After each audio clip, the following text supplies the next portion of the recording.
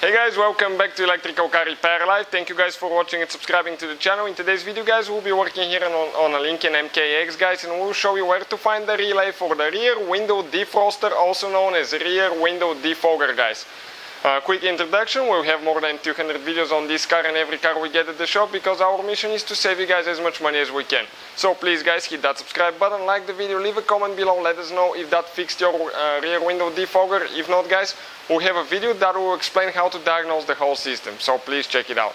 Let's go ahead and start on the problem now.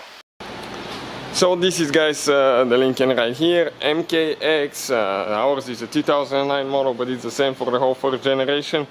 Your rear window defroster guys, okay, it's those, okay, you can see brown, okay, brown wires that are integrated in the window, that's what it's heating it up.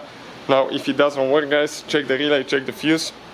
We have the video about the fuse as well, it's on our channel.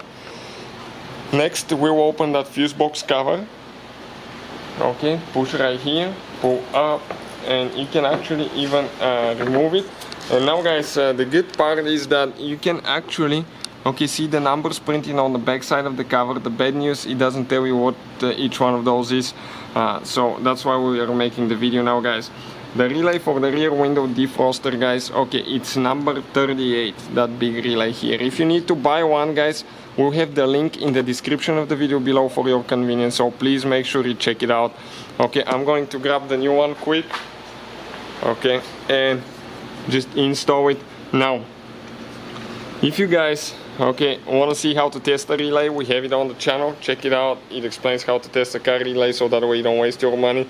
But this Lincoln uses only two kinds of relays, so I would recommend guys to just keep one of each spare in your vehicle, so if something happens on the road guys, okay, you're prepared. So hopefully guys the video will be helpful. Thank you for watching, please subscribe to the channel and see you guys next time.